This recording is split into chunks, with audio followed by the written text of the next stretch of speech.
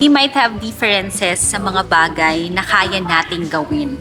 Pero lagi mong tatandaan na iisa lang ang mundong ating ginagalawan, iisa lang maging ang lupa na ating tinatapakan, and that makes us equal.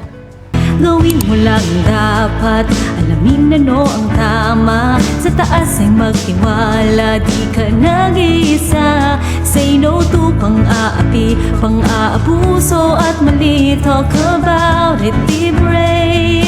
You should know your right.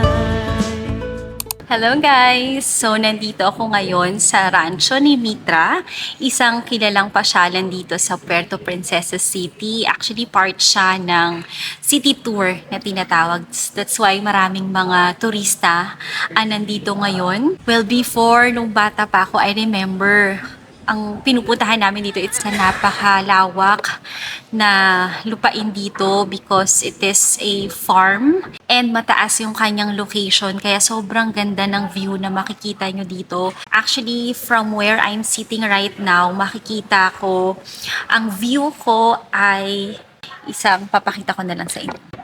Yan ang view ko, guys. There.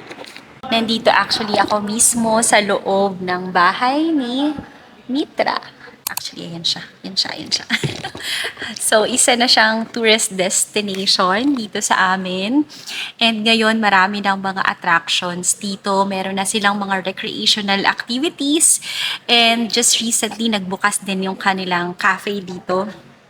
Rancho Cafe. Ayan. Sobrang sarap din ng kanilang kape dito. So by the way, Happy New Year sa ating lahat, and I hope you had a great time celebrating your New Year's Eve sa inyong pagsalubong sa bagong taon kasama ang inyong mga mahal sa buhay, ang inyong mga pamilya, kung nasaan man kayo at kung papaano nyo man siya celebrate. It is indeed a new year, at para sa ating lahat ngayong buwan ng January as we start our year, it is a new season, new chapter, and new beginning. Looking back, I know marami tayong mga pinagdaanan because we are living in a world na hindi naman perfect. We might have regrets sa ating mga decisions, but ang pinaka-importante doon is meron tayong natutunan. And for today's video, meron tayong bagong matututunan as we talk about Universal Declaration of Human Rights. Ang pag-aaral ng Universal Declaration of Rights ay hindi naman talaga komplikado. Pero it is very important for us na malaman natin kung ano-ano ang mga ito or kung ano nga ba ito, because it is part of our life. Ang UDHR ay drafted siya ng mga representatives from different legal and cultural backgrounds sa buong mundo. So, ang ibig sabihin lang nito na ang declaration na ito ay applicable sa lahat ng tao sa ang parte ka man ng mundo nakatira.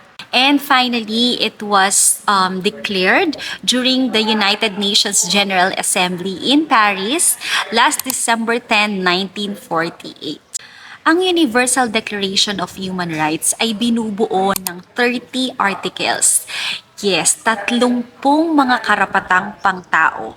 Excited ka na ba malaman kung ano-ano ang mga ito? Alam mo ba na simula nang ikaw ay ipinanganak dito sa mundo ay meron ka na kaagad karapatan? Article 1 of Universal Declaration states that we are all born free and equal in dignity and rights. This means that every person is inherently entitled to certain rights and should be treated with respect and fairness regardless of their background, race, gender, religion, or other characteristics. It's a foundational principle of human rights and emphasizes the universality and equality of these rights for all individuals. Equality o pagkapantay-pantay. Kagaya ng sinabi ko, simula nang tayo ay ipinanganak dito sa mundo ay nagkakaroon na tayo kaagad ng karapatang pangtao. Ang lahat ng tao na nabubuhay ay may pantay-pantay na oportunidad at malayang gawin kung ano man ang gusto mong gawin. Kagaya na lamang dito, ito ay isang pampublikong lugar na kung saan is sobrang ang ganda-ganda talaga ng tanawin at yung hangin na aking nalalanghap ay kanila ring hangin na nilalanghap. Hindi naman magkaiba yung mga hangin na nilalanghap namin dito. We might have differences sa mga bagay na kaya nating gawin. Pero lagi mong tatandaan na iisa lang ang mundong ating ginagalawan, iisa lang maging ang lupa na ating tinatapakan, and that makes us equal. Dignity or dignidad. Medyo malalim yung salitang to. And actually, madalas nating marinig na sinasabi ng mga tao na ayokong natatapakan ng aking dignidad.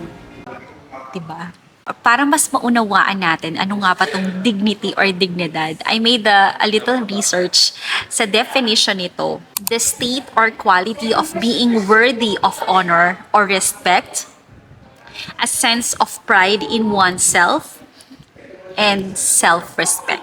While reading the definition, na-realize ko na it is really very important na matutunan muna nating irespeto yung ating sarili.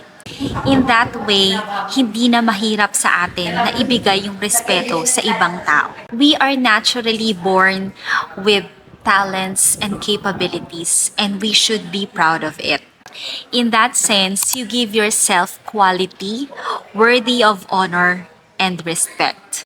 At kapag meron ka na noon sa sarili mo, nararamdaman mo na yon sa sarili mo at pinapractice mo yon para sa sarili mo, hindi na mahirap para sa'yo na ibigay ang the same sa ibang tao. Like this video if agree ka sa sinasabi ko. Entitled. Kadalasan kapag naririnig natin yung salitang to, negative kaagad yung nasa isip natin. Guilty? Alam ko, guilty tayong lahat dyan. Pero, ang sabi, we are entitled. So, ibig sabihin, para sa akin yun, dapat kong makuha yun, dapat kong matanggap yun. Ang lahat ng bagay kapag sobra, hindi na nagiging maganda.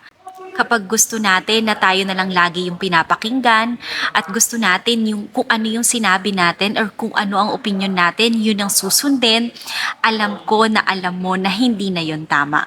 Sabi nga, ang respeto ay hindi hinihingi. Ito ay kusang ibinibigay. Kaya minsan tayo ay napagsasabihan na feeling entitled because we tend to overdo things, we tend to demand on things na hindi na tayo nagiging aware at nagiging insensitive na tayo sa rights ng ibang tao at nakafocus na lang tayo kung ano yung ating karapatang pangsarili. Mahalagang malaman kung ano ang ating mga karapatan bilang tao. Because the goal of Universal Declaration of Human Rights ay magkaroon ng kapayapaan sa buong mundo. Kaya alamin mo ang iyong karapatan at maging mabuti sa iyong kapwa. You should know your right. Talk about it, huwag matakot. Laban lang, huwag kang susuko.